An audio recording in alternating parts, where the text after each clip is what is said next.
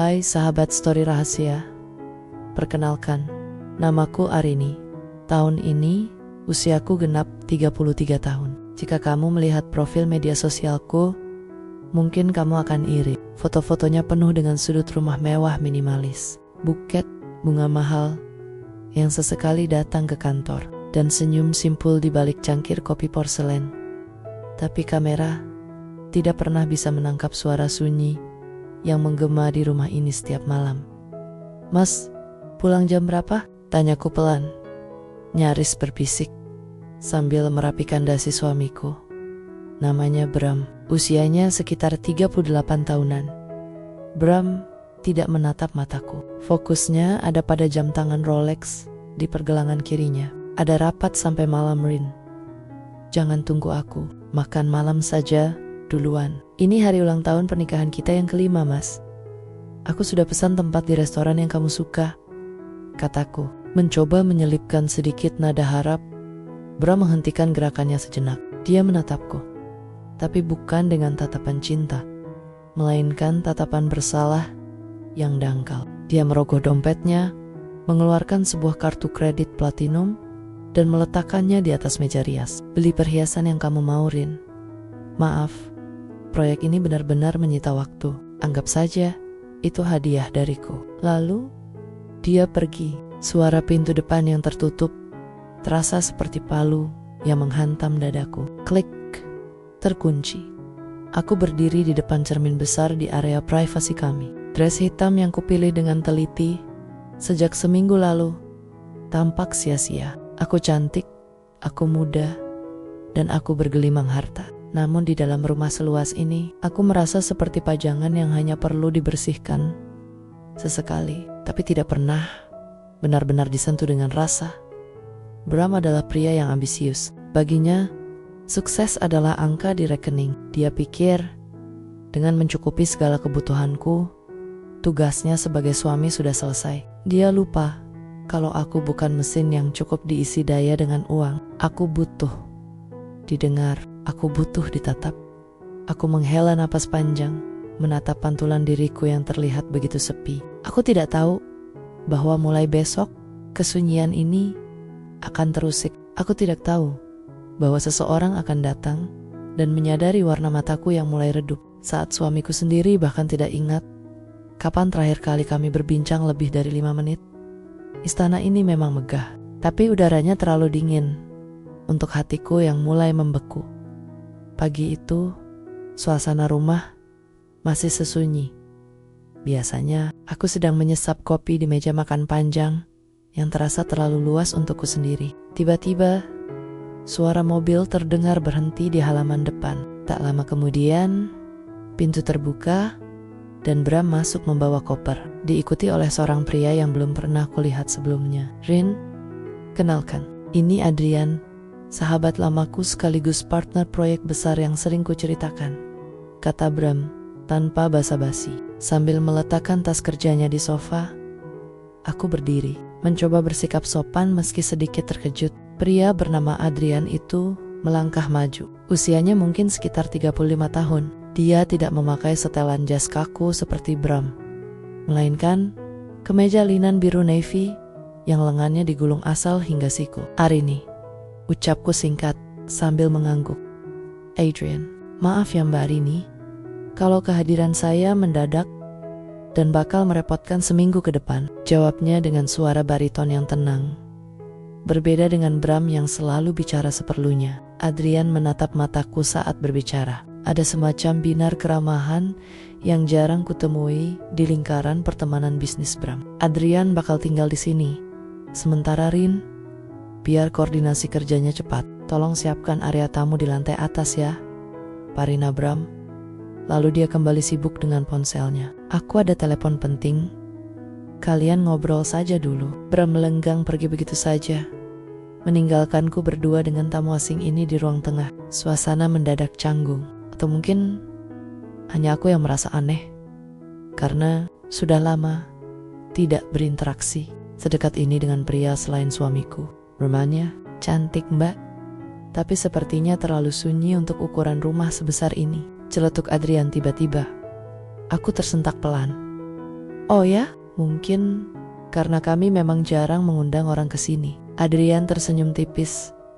Jenis senyum yang seolah-olah bisa membaca apa yang tersembunyi di balik kata-kataku. Sayang sekali, rumah sebagus ini seharusnya punya lebih banyak tawa di dalamnya. Dia kemudian berjalan menuju rak buku di sudut ruangan, mengamati koleksi buku fiksiku yang selama ini tidak pernah dilirik oleh Bram. Mbak suka genre realisme magis, jarang ada yang tahan baca ini sampai habis. Aku terpaku sejenak, bagaimana dia bisa tahu? Bram bahkan menganggap buku-bukuku itu hanya tumpukan kertas yang merusak estetika ruangan. Aku suka cara penulisnya menggambarkan perasaan yang sulit diungkapkan dengan kata-kata. Jawabku jujur. Entah kenapa aku merasa nyaman mengatakannya. Terkadang diam itu memang punya suaranya sendiri kan? Adrian menoleh padaku.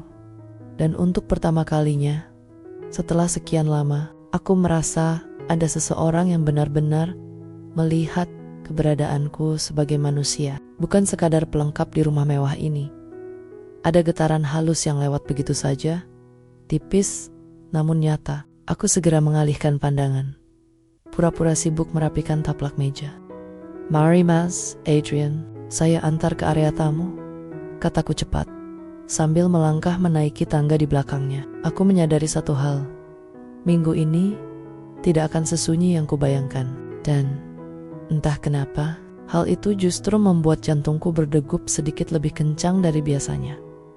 Pagi kedua, sejak kedatangan Adrian. Biasanya, jam 7 pagi adalah waktu paling sunyi di rumah ini. Bram biasanya sudah berangkat, atau setidaknya sudah sibuk dengan ponselnya di depan kopi hitam yang kubuatkan. Dia jarang menyentuh sarapan buatanku. Katanya, lebih praktis makan di kantor sambil rapat, tapi pagi ini, saat aku menuruni tangga menuju dapur, aku mencium aroma roti bakar dan mentega yang gurih. Di sana, di meja makan kayu jati yang biasanya terasa dingin, Adrian sudah duduk tenang dengan sebuah buku di tangannya. Begitu melihatku, dia menutup bukunya dan tersenyum lebar. Selamat pagi Mbak Rini. Maaf, saya lancang sedikit. Tadi saya lihat ada sisa roti, jadi saya panggang sebentar. Ucapnya dengan nada santai, seolah dia sudah lama tinggal di sini. Oh, tidak apa-apa Mas Adrian. Maaf ya, saya agak terlambat bangun hari ini. Jawabku agak kikuk sambil merapikan rambutku yang hanya kuikat asal. Mana Bram? Tanyaku sambil melirik kursi kosong di ujung meja. Bram sudah berangkat 1 jam yang lalu. Katanya ada urusan mendadak di pabrik. Dia bilang jangan bangunkan Mbak, karena semalam sepertinya Mbak tidurnya larut. Jelas Adrian. Aku tertegun. Bram tahu aku tidur larut, atau dia hanya sekadar basa-basi pada temannya? Kenapa dia tidak mengatakannya langsung padaku tadi pagi? Aku pun duduk di kursi yang berhadapan dengan Adrian. Dia menyodorkan sepiring roti bakar dengan selai stroberi yang tertata rapi. Di sampingnya, ada segelas teh hangat yang uapnya masih mengepul. Saya buatkan teh juga. Saya lihat Mbak lebih suka teh daripada kopi kalau pagi kan? Aku menatap gelas itu, lalu menatapnya. Mas, tahu dari mana? Adrian tertawa kecil. Suara baritonnya terasa hangat di telingaku. Kemarin sore saya lihat Mbak duduk di taman belakang, bawa cangkir teh, bukan mug kopi. Biasanya orang punya kebiasaan yang konsisten kan? Aku Tadim, suamiku, yang sudah hidup bersamaku selama 5 tahun, sering lupa kalau aku benci kopi yang terlalu pahit. Tapi pria ini, yang baru berada di sini selama 24 jam, sudah menyadari detail kecil itu. Terima kasih mas, perhatian sekali, kataku pelan, lalu menyesap tehnya. Rasanya pas, tidak terlalu manis. Kami sarapan dalam keheningan, tapi bukan keheningan yang menyesakkan seperti biasanya. Ada kenyamanan yang aneh. Adrian tidak sibuk dengan ponselnya. Dia benar-benar ada di sana, menikmati makanannya, sesekali menceritakan hal lucu tentang perjalanannya ke luar negeri. Mbak Arini, tahu tidak? Dia memutus keheningan sambil menatapku dalam. Kadang, hal paling mewah di dunia ini bukan emas atau mobil, tapi waktu. Waktu untuk benar-benar duduk dan menikmati sarapan tanpa harus memikirkan target kerja. Aku tersenyum tipis, merasakan sesuatu yang hangat menjalar di dadaku. Tapi di rumah ini, waktu selalu terasa seperti sedang dikejar-kejar sesuatu. Kalau begitu, mari kita perlambat waktunya hari ini. Jawabnya lembut. Sesaat, mata kami bertemu. Ada getaran kecil di perutku yang membuatku buru-buru menunduk. Aku baru menyadari bahwa meja makan ini tidak lagi terasa luas dan sepi. Kehadiran Adrian membuat sudut rumah ini terasa lebih hidup. Dan itu mulai menakutiku. Malam ini seharusnya menjadi malam yang spesial. Aku sudah menyiapkan makan malam mewah. Steak dengan saus jamur kesukaan Bram. Aku bahkan menata meja makan dengan lilin aromaterapi. Aku hanya ingin 1 jam saja. 1 jam tanpa ponsel, tanpa bicara soal saham, hanya kami berdua. Namun jam dinding sudah menunjukkan pukul 9 malam. Makanan di atas meja sudah mendingin. Lilinnya pun sudah hampir habis terbakar. Ting, sebuah pesan singkat masuk ke ponselku. Rin, maaf banget, masih ada urusan mendadak sama klien di luar kota. Aku menginap di sana ya, makan saja duluan. Aku meletakkan ponsel itu dengan tangan gemetar. Selalu begini, alasannya selalu masuk akal. Tapi rasanya tetap saja sesak. Aku mematikan lilin satu persatu, lalu duduk di sofa ruang tengah yang gelap. Air mataku jatuh begitu saja, membasahi pipi yang sudah kupoles make up tipis sejak sore tadi. Barini, suara berat itu membuatku tersentak. Aku buru-buru menghapus air mata dengan punggung tangan. Adrian berdiri di dekat tangga, mengenakan kaos santai, tampak baru saja ingin ke dapur untuk mengambil minum. Oh Mas, Adrian, belum tidur? Tanyaku dengan suara serak yang gagal kusembunyikan. Adrian tidak menjawab. Dia berjalan mendekat, lalu duduk di sofa tunggal di depanku, memberi jarak yang sopan, namun cukup dekat untuk menunjukkan dia peduli. Bram tidak pulang ya? Tanyanya lembut. Aku hanya mengangguk kecil, menunduk dalam-dalam. Aku malu karena tamu suamiku melihat betapa menyedihkannya posisiku di rumah ini. Mbak sudah masak sebanyak itu? Adrian melirik ke arah meja makan yang tertata rapi. Sayang sekali kalau dibuang. Mau saya temani makan, bukan sebagai tamu, tapi sebagai teman ngobrol. Aku mendongak, menatap matanya yang terlihat tulus di bawah temaram lampu ruang tengah. Aku sedang tidak nafsu makan, Mas. Kalau begitu, menangis saja dulu, ucapnya tiba-tiba. Jangan ditahan. Rumah ini terlalu besar kalau hanya untuk memendam sesak sendirian. Kata-katanya seperti membuka keran bendungan di mataku. Aku terisak pelan. Adrian tidak mencoba menyentuhku. Dia tidak melanggar batas. Dia hanya diam di sana, menemaniku dalam sunyi, memberiku ruang untuk menjadi manusia yang rapuh. Setelah beberapa menit, aku mulai tenang. Maaf ya Mas, malah jadi tontonan begini. Tidak ada yang perlu dimaafkan hari ini. Dia menyebut namaku tanpa embel-embel Mbak untuk pertama kalinya. Suaranya terdengar sangat personal. Kamu itu berharga, sangat berharga. Kadang orang yang terlalu sibuk mengejar dunia lupa kalau permata yang paling indah sebenarnya ada di rumahnya sendiri. Aku terpaku, jantungku berdegup kencang, bukan karena sedih, tapi karena kata-kata itu. Tatapan Adrian malam ini terasa berbeda, lebih dalam, lebih berani. Saat aku berdiri untuk membereskan meja, tangan kami tidak sengaja bersentuhan di sandaran sofa. Hanya sedetik, tapi getaran itu seperti sengatan listrik yang menjalar ke seluruh tubuhku. Aku segera menarik tanganku, napas seolah tertahan di kerongkongan. Selamat malam Mas, aku masuk dulu. Pamitku terburu-buru. Aku berlari kecil menuju area pribadiku, menutup pintu dan bersandar di baliknya. Jantungku masih berpacu. Aku takut karena di tengah rasa kecewaku pada Bram, ada pria lain yang justru berhasil membuatku merasa hidup kembali.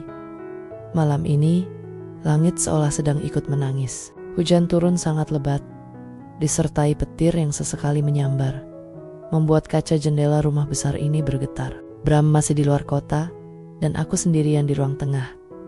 mencoba fokus pada buku bacaanku. Tiba-tiba, seluruh rumah gelap gulita. Jantungku mencelat. Aku benci kegelapan, apalagi saat petir menggelegar seperti ini. Aku mencoba meraba-raba meja untuk mencari ponselku, tapi tangan pengapku justru menjatuhkan vas bunga kecil. Pranggi, hari ini, kamu di mana? Suara bariton Adrian terdengar dari arah tangga, penuh kekhawatiran. Aku di sini, dekat sofa mas. Jawabku dengan suara bergetar. Tak lama kemudian, cahaya senter dari ponselnya mendekat. Adrian muncul dengan napas sedikit terengah. Dia segera menyalakan beberapa lilin aromaterapi yang memang selalu kupajang di meja tengah. Cahaya kuning temaram mulai mengisi ruangan, menciptakan beanggen-beanggen panjang di dinding. Kamu gak apa-apa? Ada yang luka? Ada yang luka? Tanyanya sambil berlutut di dekat kakiku, memeriksa serpihan vas yang pecah tadi. Enggak mas, cuma kaget saja, kataku pelan. Duduk di sini dulu, jangan bergerak, nanti kena kaki. Perintahnya lembut, namun tegas. Dia membereskan pecahan kaca itu dengan cekatan, lalu duduk di lantai bersandarkan sofa, tepat di bawah tempatku duduk. Kami terdiam sejenak. Hanya ada suara hujan yang menghantam atap dan detak jam dinding, yang entah kenapa terdengar sangat keras. Bram belum telepon, tanya Adrian, memecah kesunyian. Tadi cuma pesan singkat, katanya sinyal di sana buruk karena badai. Jawabku sambil menatap api lilin yang bergoyang ditiup angin dari celah jendela. Adrian menghela napas panjang. Kadang aku heran sama dia. Kalau aku jadi dia, aku gak akan bisa tenang meninggalkan rumah saat cuaca seperti ini. Apalagi tahu istrinya takut gelap. Aku menoleh ke arahnya. Di bawah cahaya lilin, wajah Adrian terlihat lebih lembut. Garis rahangnya tegas, tapi matanya memancarkan ketulusan yang menenangkan. Mas Adrian sendiri, kenapa? Belum tidur, tanyaku mengalihkan pembicaraan. Aku gak bisa tidur. Kalau tahu ada orang yang sedang merasa cemas di rumah ini, jawabnya jujur. Dia menatapku lurus. Arini, kamu tahu gak? Kamu itu seperti bunga yang jarang disiram. Cantik, tapi layu. Pelan-pelan, karena gak ada yang memperhatikan akarnya. Dok, jantungku seolah berhenti berdetak sesaat. Maksud mas, kamu terlalu banyak memendam. Kamu selalu bilang gak apa-apa, padahal matamu bilang sebaliknya. Kenapa kamu gak mencoba untuk sedikit egois dan mengejar bahagiamu sendiri? Bahagiaku adalah rumah ini, mas. Pernikahanku, jawabku dengan suara yang semakin mengecil. Mencoba meyakinkan diriku sendiri. Adrian tersenyum pahit. Tangannya bergerak mendekati jemariku yang bertumpu di pinggir sofa. Namun dia berhenti tepat 1 senti sebelum menyentuhnya. Seolah dia menghargai batas yang ada. Meski hatinya ingin melanggarnya, rumah itu harusnya memberi rasa hangat, Rin. Bukan rasa dingin yang membuatmu menggigil setiap malam. Malam itu, di tengah kegelapan dan badai, aku merasa ada sesuatu yang runtuh di dalam diriku. Untuk pertama kalinya, aku tidak merasa sendirian. Tapi di saat yang sama, aku sadar bahwa pria yang memberiku kehangatan ini bukanlah pria yang memakaikan cincin di jariku. Pagi setelah badai semalam, suasana rumah terasa berbeda. Sinar matahari masuk melalui jendela besar di ruang tengah. Tapi sisa-sisa percakapan dalam dengan Adrian masih membekas jelas di kepalaku. Aku merasa canggung, tapi anehnya, aku juga merasa rindu. Saat aku sedang asyik menyiram tanaman di taman belakang, tiba-tiba sebuah bayangan menutupi sinar matahari yang menerpa punggungku. Jangan terlalu lama di bawah panas, nanti pusing. Suara berat itu muncul lagi. Aku menoleh. Adrian berdiri di sana, membawa segelas jus jeruk dingin. Dia menyodorkannya padaku dengan senyum yang sulit kutolak. Terima kasih mas. Kok repot-repot? Kataku sambil menerima gelas itu. Sama sekali gak repot kalau buat kamu, jawabnya santai. Dia ikut berdiri di sampingku, memperhatikan mawar-mawarku. Bram bilang, kamu suka berkebun kalau lagi stres. Benar. Aku tertegun. Bram, cerita itu? Ya, sekali 2 kali. Tapi dia ceritanya sambil lalu, seolah itu cuma hobi buang-buang waktu. Padahal menurutku, orang yang suka merawat bunga itu punya hati yang sangat lembut. Aku meminum jusnya, mencoba mendinginkan pipiku yang mendadak terasa hangat. Perhatian Adrian mulai terasa berbahaya. Dia tidak lagi hanya bicara soal cuaca atau pekerjaan, tapi mulai masuk ke ranah pribadiku. Sore harinya, Bram menelepon. Singkat, padat, dan seperti biasa, dingin. Rin, aku ada dinner sama klien lagi. Mungkin pulang larut sekali. Atau besok pagi. Adrian, ada di sana kan? Titip salam saja buat dia. Klik. Telepon ditutup. Bahkan sebelum aku sempat bertanya, apakah dia sudah makan? Aku menghela napas, meletakkan ponsel di meja dapur dengan perasaan hampa yang sudah akrab. Namun saat aku berbalik, aku melihat sebuah kotak kecil di atas meja makan. Ada secari kertas di atasnya. Aku lihat kamu suka baca buku di taman, tapi lampunya kurang terang. Ini lampu baca portable yang bisa dijepit. Semoga. Aku membuka kotaknya. Isinya bukan perhiasan mewah seperti yang biasa Bram berikan untuk menebus dosa, tapi sesuatu yang sangat sederhana, namun sangat kubutuhkan. Adrian memperhatikan hal-hal kecil yang bahkan aku sendiri lupa. Malam itu, saat aku sedang membaca di sofa, Adrian lewat dan berhenti sejenak. Dia tidak masuk ke area pribadiku. Dia hanya berdiri di ambang pintu penghubung. Sudah dicoba lampunya? Tanyanya lembut. Sudah mas. Pas banget. Makasih ya. Jawabku sambil tersenyum tulus. Dia menatapku lama. Tatapan yang membuatku merasa seperti magnet yang ditarik kuat. Kamu tahu, Rin, kamu jauh lebih cantik kalau lagi tersenyum jujur begini. Bukan senyum sopan yang biasa kamu kasih ke orang-orang. Jantungku berdebar kencang. Rasanya seperti ada kembang api kecil yang meledak di dadaku. Aku tahu ini salah. Aku tahu dia adalah tamu suamiku. Tapi perhatiannya terasa seperti oase di padang pasir yang selama ini kutinggali. Aku mulai merasa takut pada diriku sendiri. Takut kalau aku mulai berharap Bram tidak perlu pulang cepat, agar aku bisa terus merasakan perhatian ini lebih lama lagi. Malam ini, rumah terasa lebih sunyi dari biasanya. Namun udaranya terasa berat, seolah penuh dengan listrik yang siap menyambar. Bram mengirim pesan lagi. Dia terjebak rapat penutupan proyek dan tidak akan pulang malam ini lagi. Aku berdiri di balkon lantai 2, menatap lampu-lampu kota yang kerlap-kerlip. Tiba-tiba, aku mendengar langkah kaki di belakangku. Aku tidak perlu menoleh untuk tahu siapa itu. Aroma parfumnya yang maskulin, namun lembut, sudah lebih dulu menyapa indera penciumanku. Bram tidak pulang lagi. Suara Adrian terdengar sangat dekat, tepat di belakangku. Aku hanya menggeleng lemah, masih menatap ke depan. Dia sibuk, mas. Demi masa depan kami juga. Masa depan seperti apa, Rin? Masa depan di mana kamu punya segalanya, tapi kehilangan dirimu sendiri. Adrian melangkah maju, hingga kini dia berdiri di sampingku, menyandarkan lengannya di pagar balkon. Aku terdiam. Kata-katanya selalu berhasil menembus tembok pertahanan yang kubangun susah payah. Aku gak bisa lihat kamu begini terus.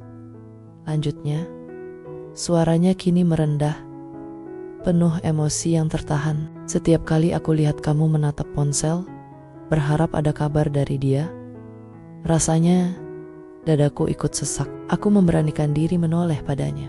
Kenapa Mas Adrian harus peduli? Aku ini istri sahabat Mas. Adrian tertawa kecil, tawa yang terdengar getir. Dia memutar tubuhnya, menghadapku sepenuhnya. Cahaya bulan menyinari wajahnya, memperlihatkan tatapan matanya yang sangat intan. Karena aku sudah melihatmu jauh sebelum Bram membawaku ke rumah ini. Arini, apa kamu lupa? 3 tahun lalu, di acara galeri seni, kita pernah mengobrol singkat sebelum Bram datang dan mengenalkanmu sebagai tunangannya. Aku tertegun, ingatanku berputar ke belakang. Sebuah galeri seni, seorang pria yang membahas tentang lukisan abstrak denganku. Itu dia. Sejak hari itu, aku terus mencari tahu tentangmu. Dan saat Bram memintaku membantunya di proyek ini dan tinggal di sini, aku pikir aku bisa mengubur perasaan itu. Tapi aku salah. Adrian menarik napas panjang. Melihatmu diabaikan seperti ini, membuatku ingin menarikmu pergi dari sini. Mas, jangan bicara begitu, bisikku.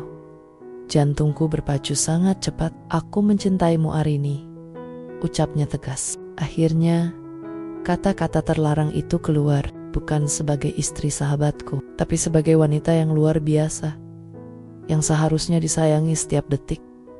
Bukan hanya saat dia punya waktu luang. Wajahnya mendekat, aku bisa merasakan deru napasnya di keningku. Aku seharusnya pergi.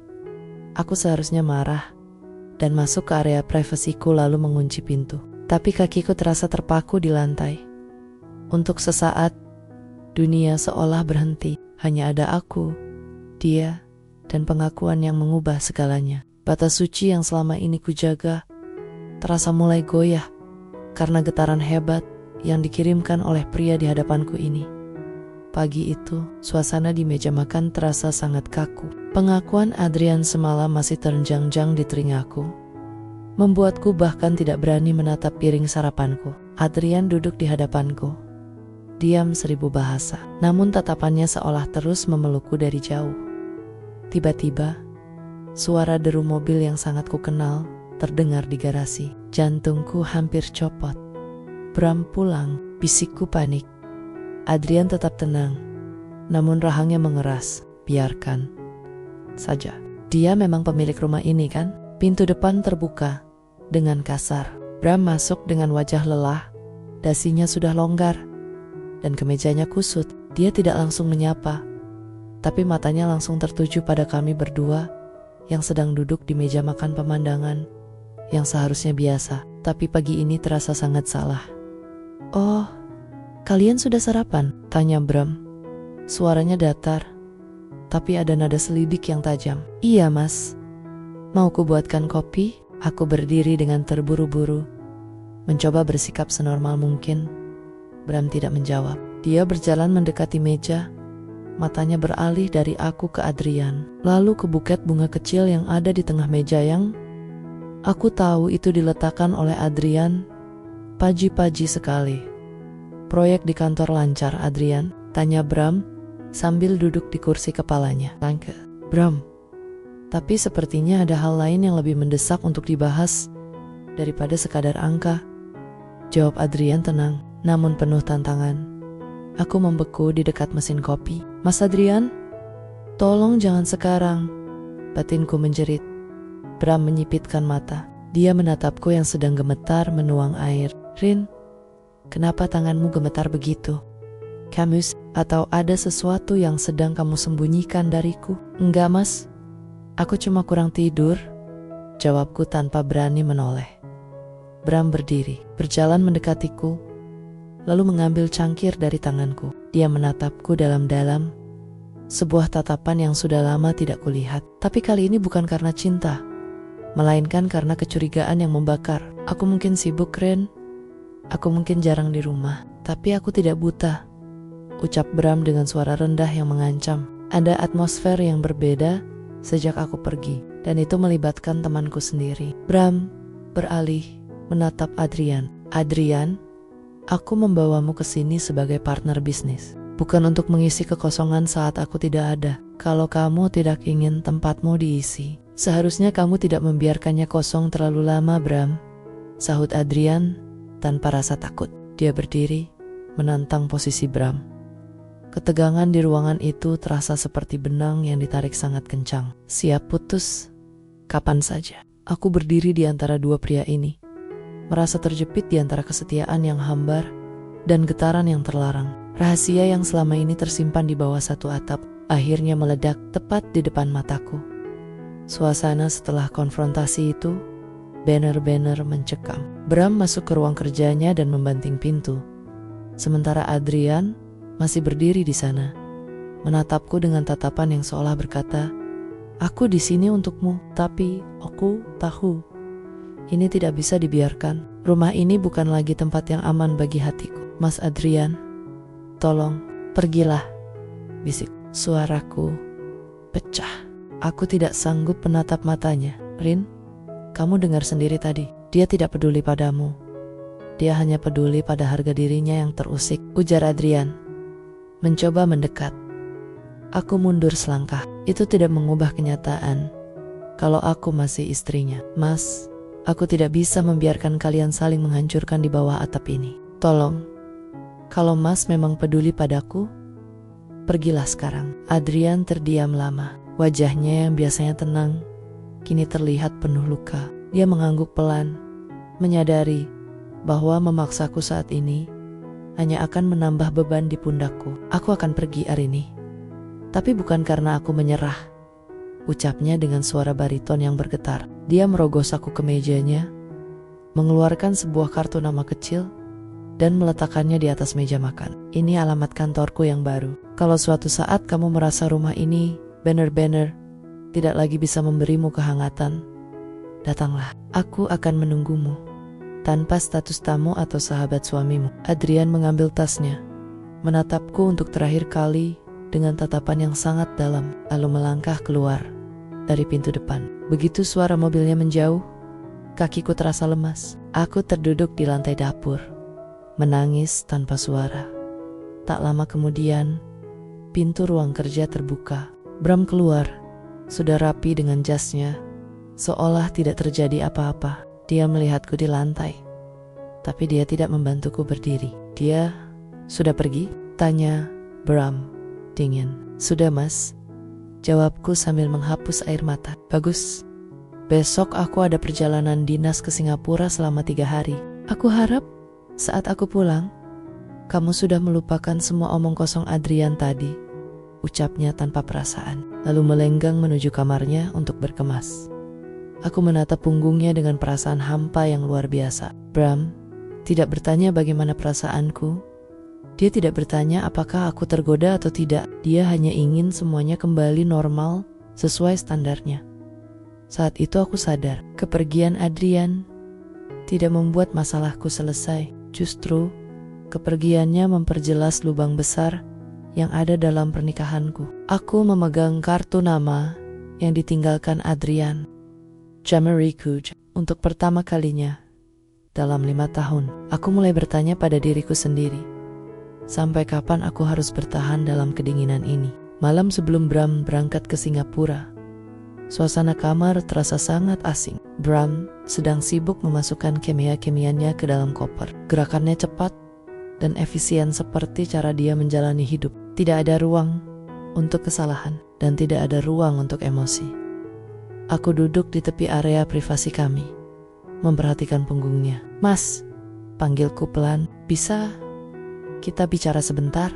Tanpa ponsel, tanpa jadwal rapat. Bram menghela napas, tapi dia berhenti melipat baju.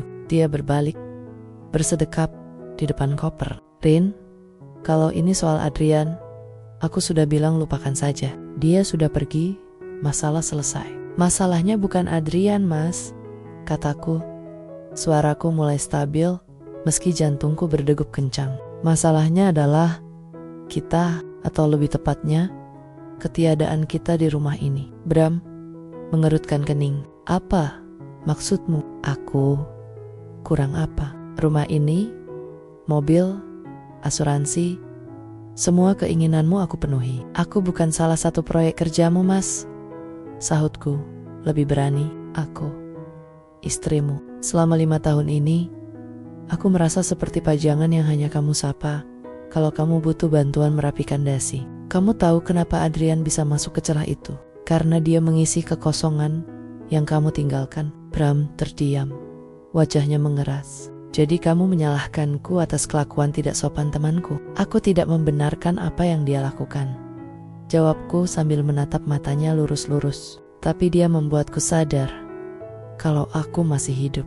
Dia melihatku saat kamu hanya melihat jadwal kerjamu. Dia mendengarku saat kamu hanya mendengarkan berita saham. Mas, aku kesepian di istana yang kamu bangun ini. Bram tertekun. Untuk pertama kalinya, aku melihat keraguan di matanya. Kesombongannya seolah retak sedikit. Aku bekerja keras untukmu, Arini, ucapnya.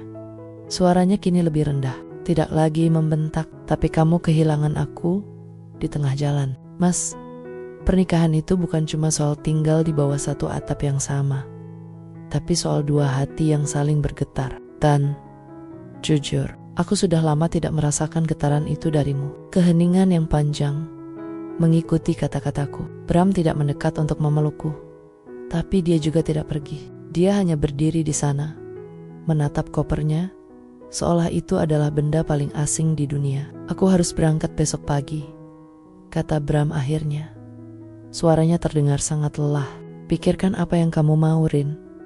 Kita bicara lagi saat aku pulang. Dia keluar dari ruangan, meninggalkanku sendirian. Aku menarik napas lega, sekaligus merasa sedih. Aku sudah jujur. Aku sudah meletakkan semua kartuku di atas meja. Sekarang, pilihannya bukan lagi soal Adrian atau Bram, tapi soal apakah aku cukup berani untuk memilih kebahagiaanku sendiri.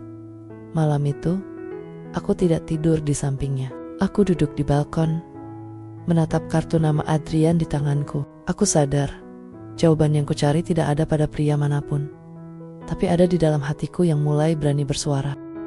Pagi itu, sinar matahari masuk ke kamar dengan sangat terang, tapi rasanya tidak lagi hangat. Bram sudah berangkat sejak subuh. Tidak ada pelukan perpisahan, hanya secarik memo di meja rias. Aku pergi dulu, jaga diri baik-baik. Kalimat itu terasa sangat hambar. Aku menatap memo itu, lalu menatap lemari besar berisi baju-baju mahal yang Bram belikan. Semuanya indah, tapi tak satu pun dari benda-benda ini yang bisa memelukku saat aku sedang sedih. Aku memutuskan untuk berdiri. Aku mengambil sebuah koper kecil, bukan koper besar yang biasa kami pakai untuk liburan mewah yang penuh kepura-puraan. Aku hanya memasukkan beberapa helai pakaian, buku-buku favoritku, dan barang-barang yang benar-benar punya arti bagiku. Aku tidak pergi ke rumah Adrian, tidak juga melarikan diri. Aku hanya merasa perlu keluar dari kota kaca ini untuk bernapas. Sebelum keluar, aku menulis surat untuk Bram. Mas, aku tidak pergi dengan siapapun. Aku pergi untuk mencari diriku yang hilang selama 5 tahun ini. Aku butuh waktu untuk tahu apakah aku masih ingin menjadi bagian dari duniamu yang sibuk, atau aku sudah terlalu lelah untuk menunggu. Kuncinya kutitipkan di meja depan. Saat aku melangkah keluar dari gerbang rumah, rasanya sangat aneh. Ada rasa takut, tapi ada kelegaan yang luar biasa. Aku menyewa sebuah apartemen kecil di pinggir kota, tempat yang tidak ada hubungannya dengan Bram maupun Adrian. Malam pertamaku di sana terasa sangat sunyi, tapi ini sunyi yang berbeda. Aku tidak perlu menunggu suara pintu terbuka. Aku tidak perlu merasa bersalah karena ingin diperhatikan. Aku mengeluarkan ponselku. Ada puluhan panggilan tak terjawab dari Adrian dan beberapa pesan dari Bram yang mulai panik karena aku tidak bisa dihubungi. Aku mematikan ponsel itu. Untuk pertama kalinya dalam waktu yang lama, aku memesan makanan yang aku suka, bukan yang Bram suka. Aku membaca buku sampai larut malam tanpa merasa perlu mematikan lampu karena takut mengganggu orang lain. Aku sadar satu hal. Selama ini aku berpikir, aku butuh pria untuk menyelamatkanku dari kesepian. Ternyata, aku hanya butuh diriku sendiri untuk berani melangkah. Adrian mungkin pria yang luar biasa dengan segala perhatiannya, dan Bram adalah pria yang memberiku kemewahan. Tapi di apartemen kecil ini, di bawah lampu baca yang Adrian berikan, aku akhirnya mengerti. Aku tidak bisa memberikan cintaku pada siapapun sebelum aku berhasil mencintai hidupku sendiri. 1 tahun telah berlalu. Sekarang aku berdiri di depan sebuah kedai kopi kecil milikku sendiri, bukan di gedung pencakar langit, tapi di sudut jalan yang teduh dengan banyak tanaman hijau di depannya. Aku bukan lagi Nyonya Bram yang hanya duduk manis menunggu jemputan. Aku adalah Arini, wanita yang kini tahu cara berdiri di atas kakinya sendiri. Hubunganku dengan Bram berakhir secara baik-baik. Kami menyadari bahwa kami adalah 2 orang baik yang tidak lagi cocok berada di satu jalan yang sama. Dia kini lebih fokus pada dunianya, dan aku akhirnya menemukan duniaku. Sore itu, saat aku sedang merapikan beberapa buku di sudut kedai, lonceng di atas pintu berdenting. Espresso 1, tanpa gula, dan kalau boleh, saya ingin memesan sedikit waktu dari pemiliknya. Suara bariton itu terdengar sangat familiar. Aku mendongak. Di sana, berdiri seorang pria dengan kemeja linen yang lengannya digulung asal. Persis seperti pertama kali aku melihatnya. Adrian, dia tampak lebih matang, dengan senyum yang masih sama hangatnya, seperti setahun yang lalu. Mas Adrian, jantungku berdegup. Tapi kali ini bukan karena rasa bersalah. Ini getaran yang bersih, getaran yang bebas. Aku janji akan menunggumu kan, ucapnya lembut sambil melangkah mendekat. Aku dengar kamu membangun kerajaan kecilmu di sini. Aku tidak mau mengganggu. Aku hanya ingin bertamu. Kali ini, tanpa status teman siapapun, aku tersenyum, meletakkan celemekku di atas meja. Tamu di sini harus bayar dengan cerita, Mas, bukan dengan uang. Kami duduk di meja sudut dekat jendela. Percakapan mengalir begitu saja, sangat ringan dan jujur. Dia menceritakan perjalanannya, dan aku menceritakan bagaimana aku menemukan kembali hobi melukisku yang sempat mati suri. Tidak ada lagi drama, tidak ada lagi sembunyi-sembunyi. Rin, panggilnya, saat matahari mulai terbenam, memberikan semburat warna oranye di wajahnya. Apakah sekarang waktunya sudah tepat? Apakah hatimu sudah punya ruang untuk getaran yang baru? Aku menatap tanganku yang kini tidak lagi mengenakan cincin apapun. Aku menatap matanya yang tenang. Setahun ini aku belajar bahwa aku tidak butuh diselamatkan. Tapi aku sadar bahwa berjalan berdampingan dengan seseorang yang benar-benar melihatku adalah hal yang indah. Mari kita mulai dari segelas kopi ini dulu, Mas, jawabku dengan nada bercanda namun tulus. Adrian tertawa dan suara tawanya memenuhi kedai kecilku. Saat tangannya perlahan menyentuh jemariku di atas meja, getaran itu datang lagi. Kali ini tidak membuatku sesak, tapi justru membuatku merasa pulang. Aku menyadari satu hal. Cinta yang sensasional itu bukan yang penuh rahasia, tapi yang datang di waktu yang tepat. Saat kita sudah selesai dengan diri kita sendiri. Di bawah atap kedai ini, aku tahu bahwa getaran kali ini adalah awal dari melodi yang akan aku jaga selamanya. Tamat.